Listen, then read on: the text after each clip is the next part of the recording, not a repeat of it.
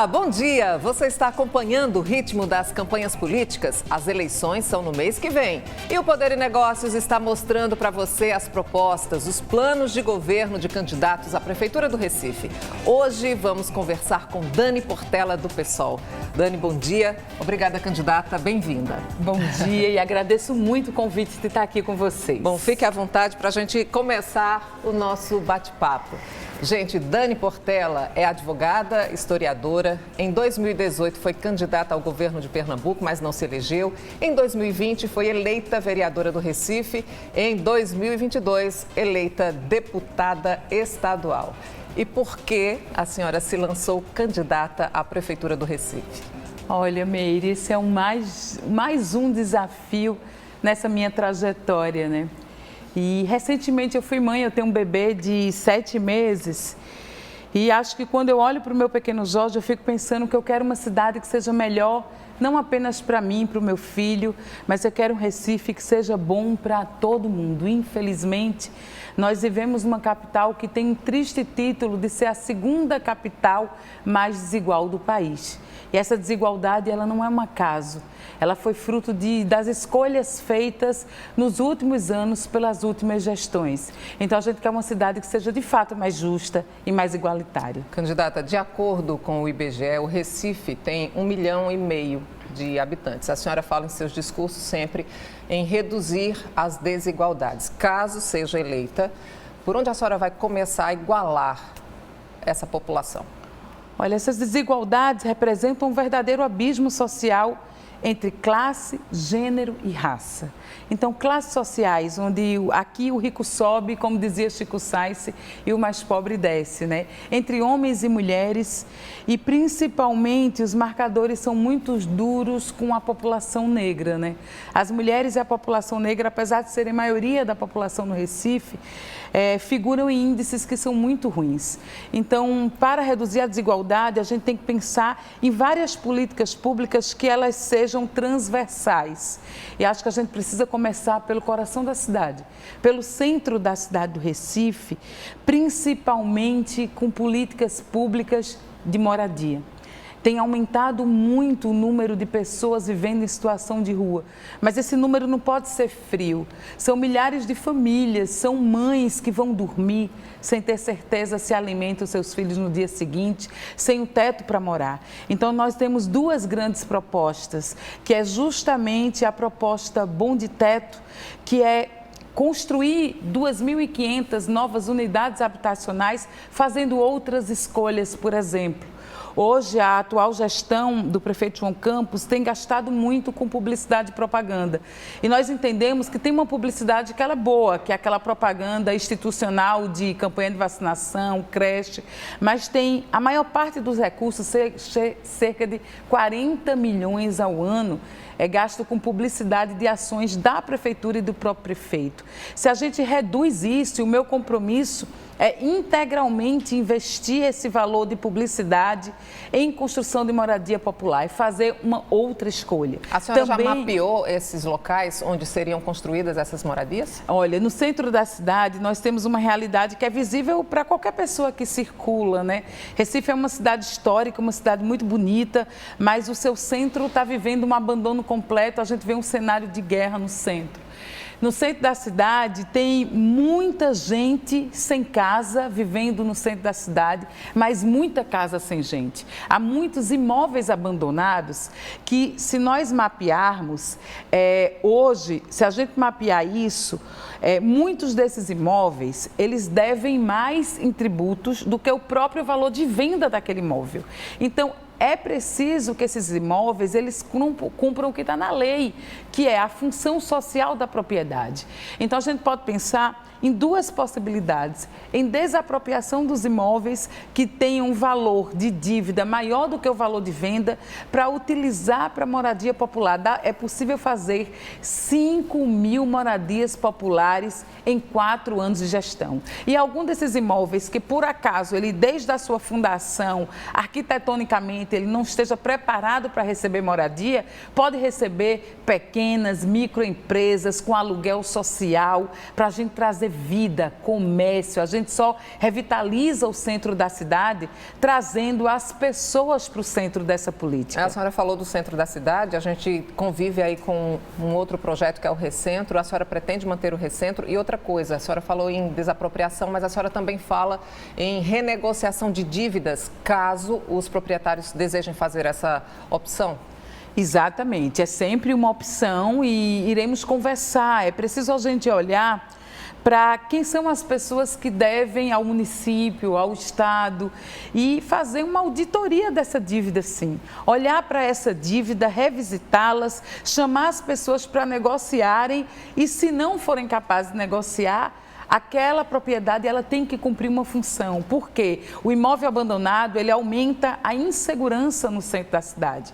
O centro da cidade está virando uma cidade fantasma. E se o centro, que é o coração da cidade, está assim, imagine a periferia. Não basta revitalizar uma rua apenas. A gente tem que fazer ações de revitalização que não sejam revitalizações apenas de prédio e arquitetônicas, mas é preciso trazer vida para o centro da cidade. A senhora fala em distribuição de moradias e abrigar aquelas pessoas que estão em situação de rua, mas também é preciso dar sustentabilidade. E aí, ter trabalho e renda ajuda, né, gente, a superar as desigualdades. No seu plano de governo, a senhora propõe um programa de renda básica do Recife. A que se destina esse programa? Olha, é um programa de transferência de renda para uma parcela da população hoje em Recife que vive em miserabilidade e pobreza extrema. E é uma parcela da população que ela já está no CadÚnico, mas que ela não recebe nenhum benefício, que ela não acessa os programas de transferência de renda, a exemplo do Bolsa Família, um programa maravilhoso do governo do presidente Lula. Então, existe um percentual de famílias que não acessam nenhum programa de transferência de renda. Então, a nossa proposta é justamente mapear essas famílias e essas famílias, elas terem acesso a alguma forma de ter uma sobrevivência mínima. O valor seria um valor, inicialmente, um valor pequeno, de cerca de R$350, e seriam cerca de 14 mil famílias inicialmente, que nós mapeamos, que hoje não recebem nada. Tem gente que tenta, mas não consegue ter um emprego de carteira assinada. A gente mostra aqui sempre as dificuldades. E aí precisa se virar na informalidade muitas vezes. Caso a senhora seja eleita, como é que a senhora pretende viabilizar a Lei Geral de Proteção do Comerciante Informal? A senhora já falou, inclusive, sobre ele em algumas entrevistas. Eu gostaria que a senhora explicasse. Olha, hoje os números em relação ao trabalho no Recife, eles são bem duros, né? Hoje você tem a segunda maior taxa de desocupação do país.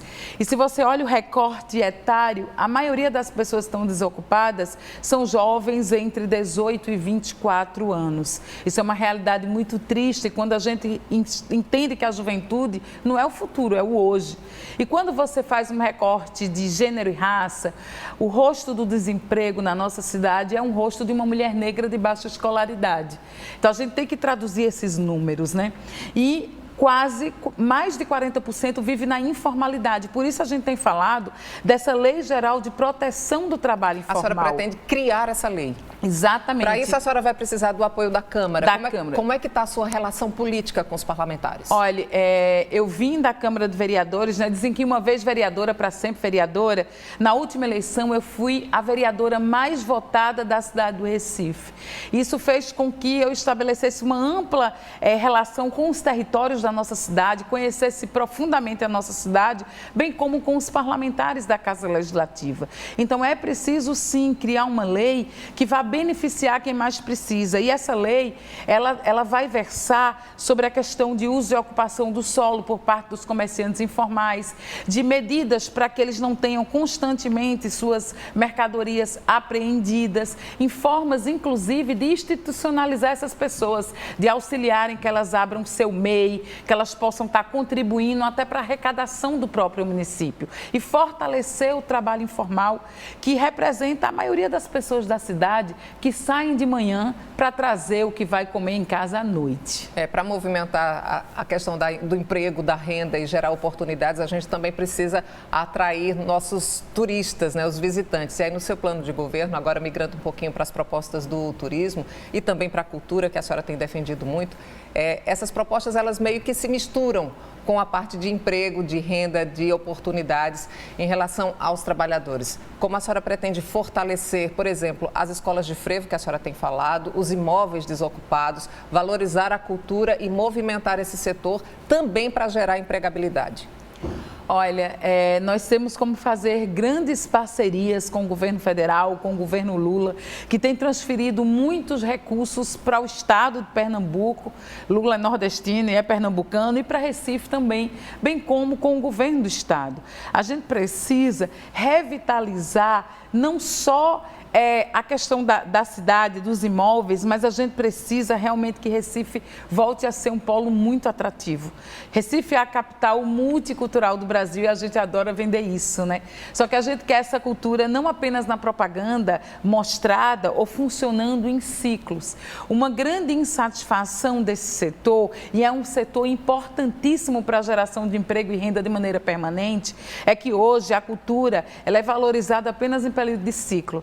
E quem faz cultura, seja em cima ou embaixo de palco, com toda a cadeia produtiva da cultura, não vive só de carnaval, de São João e de Natal. Então a gente precisa pensar em ações que fomente essa cultura o ano inteiro, inclusive em trazer essas pessoas para as escolas. A gente trazer a nossa cultura viva, a dança, a música, o teatro, a capoeira, várias expressões para dentro das escolas, para a gente fazer uma formação dos nossos alunos e alunas, do nosso público, bem como pensar em alguns equipamentos do centro que podem, inclusive, dialogar sobre alguns tributos que podem ser isentados para que ali cheguem grupos culturais. A gente precisa pensar em ações também que sejam descentralizadas.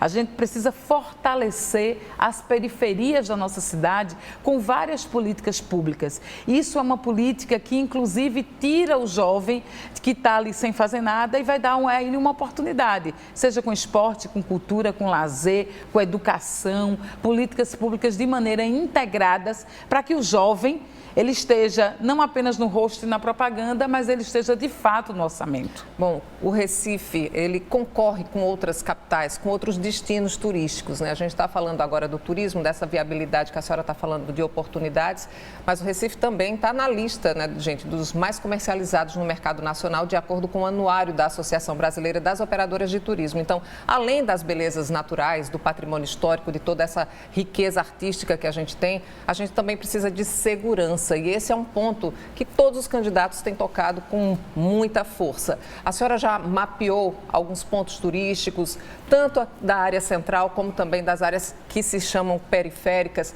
para saber como a senhora vai começar esse, caso seja eleita, esse programa de segurança pública, incluindo até a Guarda Municipal? Olha, na verdade, a Guarda Municipal é o âmbito de segurança pública que é de responsabilidade do município, né? A segurança pública mais ostensiva, feita pelas polícias civis e militares, é de responsabilidade do Estado. Isso não faz com que a prefeitura ela tenha que lavar as mãos e dizer que não é um problema com ela. Tendo em vista que Recife é a capital e os índices de insegurança e a sensação de insegurança ela é realmente real na cidade do Recife. E para alguns grupos mais específicos, como mulheres, por exemplo, né? Então, a gente quer uma cidade não apenas que tenha uma sensação de segurança maior, mas que tenha melhores índices. Recife tem liderado índices de aumento de violência doméstica e familiar contra as mulheres. Então, a gente quer uma cidade que seja segura para o turista que anda ali pelos pontos, pelo centro, e que tem uma ampliação do efetivo, a guarda cumprindo a sua função, que é de gerenciar esses bens patrimoniais, mas que de fato seja uma categoria valorizada. A gente tem uma guarda municipal que tem um dos menores salários do país, tem péssimas condições de trabalho. Então a gente precisa discutir todas as camadas do que é a segurança pública, na verdade, no conceito de segurança urbana, que aí a gente precisa falar em iluminação, por exemplo. A falta de iluminação pública, ela aumenta a sensação de fato de insegurança e a incidência, sim, da ocorrência de delitos. Guarda Municipal armada ou não? Não. Eu tenho sido muito contundente em relação a isso. Eu acho que isso é uma resposta fácil para uma questão que é muito complexa. Armar uma pequena parcela do efetivo da Guarda não resolve todas as camadas da segurança pública, principalmente quando uma Guarda hoje, como deputado estadual, nós destinamos emenda parlamentar para comprar container para a Guarda. Porque tem muitos guardas e guardas que hoje ficam o dia inteiro no sol sem ter um lugar para usar o banheiro, para carregar o seu celular, para fazer uma alimentação, uma refeição. Então, é uma guarda extremamente precarizada. A gente tem que falar, sim, em dar melhores condições de trabalho, melhores salários. E esse discurso fácil da arma, ele não resolve por si só todas as camadas da segurança pública. É preciso enfrentar com mais responsabilidade, olhando que uma cidade mais segura é uma cidade mais iluminada, com transporte público mais seguro, com mais oportunidade de emprego. E com saneamento básico funcionando, que é outra questão importantíssima, eu quero falar aqui para você, porque tem sido tema, inclusive, de várias reportagens. A gente acompanha aí o sofrimento de muita gente, né? De acordo com o Sistema Nacional de Saneamento Básico, gente, o ano base 2022, apenas 49,5% da população são atendidos com coleta de esgoto. Outros dados apontam que 60,1% da água potável são perdidos nos sistemas de distribuição, ou seja, todo esse volume não chega de forma oficial às casas do município. É importante lembrar que o novo marco legal do saneamento básico estabelece que a população deve ser atendida com, pelo menos, 90% de esgotamento sanitário até 2033. Caso a senhora seja eleita, né, e aqui a gente precisa falar claramente para o nosso telespectador, como é que a senhora pretende acabar com esses gargalos e também atingir essas metas até 2033? Olha, algumas metas nós estamos muito longe, como a questão de saneamento básico, assim como também a cobertura do número de vagas em creche, que é uma coisa que se fala muito, né? Em relação ao saneamento básico, isso é um problema histórico que é urgente ser resolvido na cidade do Recife, porque isso afeta principalmente a vida das pessoas que vivem nas periferias da nossa cidade. Afeta a saúde, a segurança também, porque quem vive com o esgoto a céu aberto na porta de casa não vive feliz e nem bem.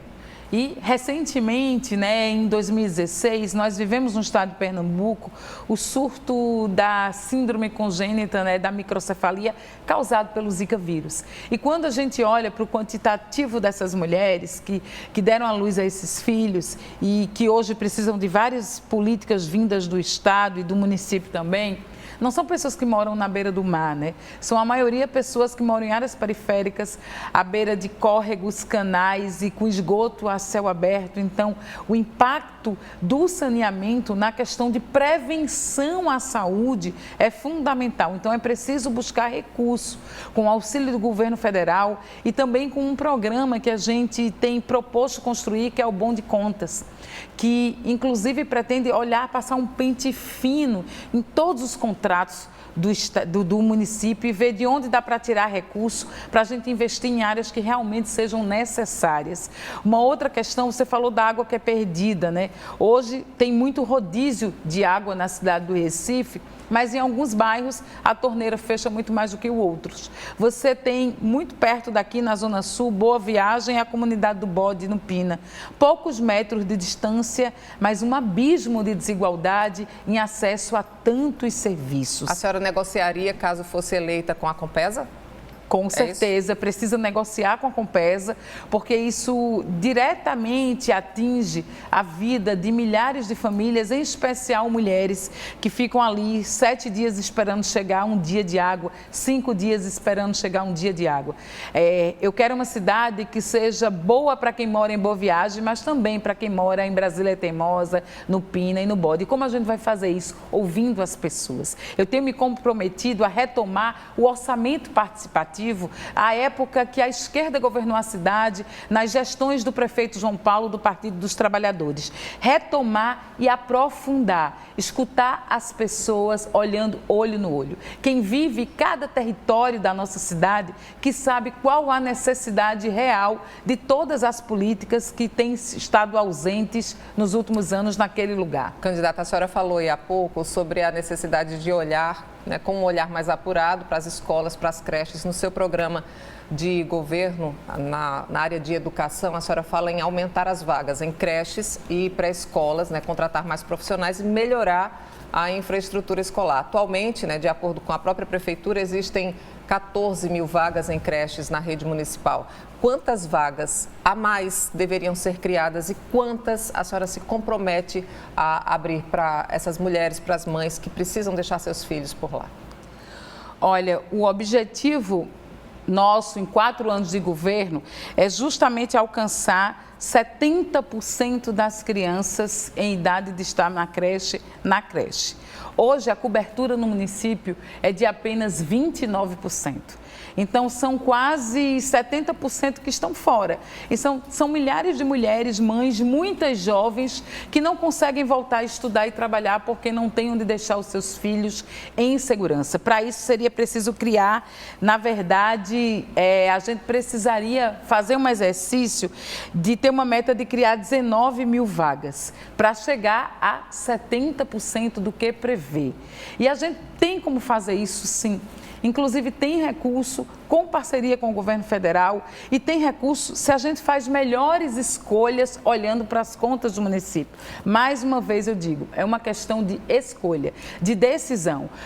Hoje se fala... O prefeito João Campos tem falado que dobrou o número de creche, mas isso ainda é extremamente insuficiente. Isso se fez com base em um modelo que eu sou contrária, que é um modelo de privatização na educação, com parcerias público-privadas que têm precarizado esses espaços. Então, é muito importante que a gente olhe que a mãe ela quer ter um lugar para deixar o seu filho, mas essa precarização tem feito com que nessas parcerias público-privadas são milhões de recursos públicos destinados a entidades privadas que muitas vezes alugam imóveis que não têm nem condição de funcionar como creche, que não tem um gestor, que não tem um plano pedagógico, então, pessoas com formação superior. A monitorar, a fiscalizar, supervisionar e colocar em ordem toda essa questão de logística. Exatamente, e gradativamente você tem que ir fortalecendo o público. Você tem que ir fazendo essa transferência para pegar esse recurso e construir novas unidades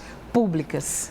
Candidata, a gente vai para um rápido intervalo. Na volta, vamos falar sobre os planos de governo da candidata Dani Portela para a saúde e para o trânsito. A gente volta rapidinho. Até já.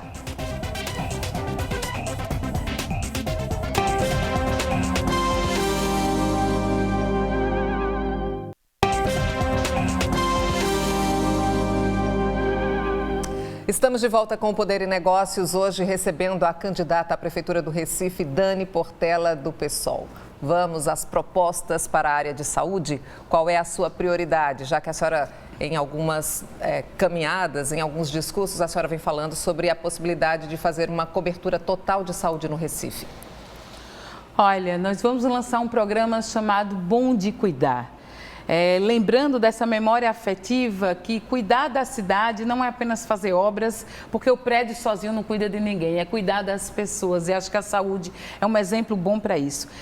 Na nossa proposta, a gente vai construir 80 novas unidades de saúde da família. É preciso investir na atenção básica à saúde. Hoje, você tem a unidade de saúde da família e a unidade de saúde da família mais, que o quê? Ampliou o horário, mas sem ampliar necessariamente o acesso.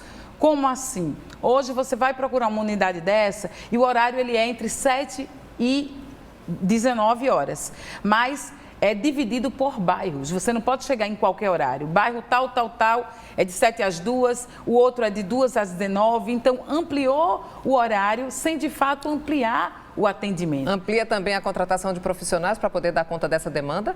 urgente, porque se foi trazidos mais médicos, isso é muito importante e relevante, mas não ampliou a contratação dos demais profissionais de saúde. Então, a gente precisa fazer isso para ter uma cobertura que leve, sim, à universalização, olhando principalmente para a periferia e para áreas descobertas. Essas áreas que estão no limite, Recife faz limite com vários municípios. Passarinho, por exemplo, fica aquele jogo, não sabe se é de Olinda ou se é de Recife, e essas pessoas têm tido dificuldade de ter acesso à saúde. Bom, falando em dificuldade de acesso, a gente precisa falar da mobilidade. A senhora também tem falado aí nos seus discursos sobre algumas possibilidades para melhorar o trânsito do Recife.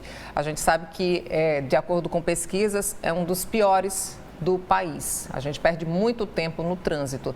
Caso seja eleita, qual vai ser a sua prioridade para melhorar a mobilidade na cidade? Nosso programa, ele é bom de circular, porque a gente quer um Recife que seja bom para todo mundo, para quem anda a pé, para quem anda de bicicleta, para quem usa transporte público e não apenas para os carros, né? Então, o Bom de Circular, ele vai ter um programa eixo-chave que é a gente pensar numa tarifa zero.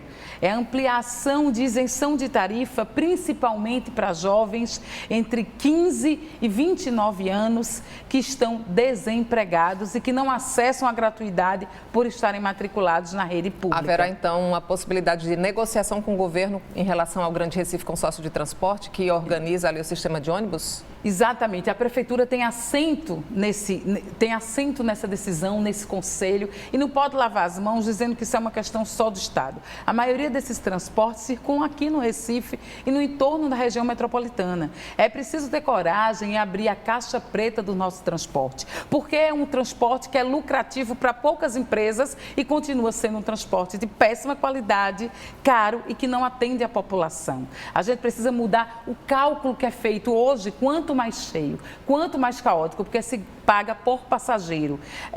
Mais lucrativo é para algumas pessoas. A gente precisa de um transporte que seja seguro e dê melhores condições para que a gente possa circular. Também investir em outros modais de transporte, como a bicicleta, mas que pensem em ciclofaixas, ciclovias seguras também nas periferias. Candidata, a senhora tem 1 minuto para suas considerações finais. Nesse 1 minuto final, eu queria falar com você e te fazer um convite, né? No sistema eleitoral brasileiro, eu tenho pouquíssimos segundos de televisão, são 30 segundos de televisão. Isso faz com que tenha um abismo. Então, tenho convidado as pessoas a aprofundar com as nossas propostas, a chegar nas nossas redes sociais. É o nosso grande veículo de comunicação, Dani Portela Pessoal, em todas as redes sociais. E eu tenho feito um convite para que a gente espalhe flores pela cidade. Eu sempre uso uma flor do lado da minha cabeça, né? E entendo que é uma semente que a gente quer espalhar. A gente quer uma cidade que seja boa para todo mundo. E a gente tem feito um convite. Construir um Recife que tenha a nossa cara, um Recife que tenha a cara da gente. Somos 50 nessa eleição. Candidata, muito obrigada, viu? Bom dia para a senhora. E a gente se despede marcando um novo encontro no próximo domingo às 10h30 da manhã. Tchau, tchau. Até lá.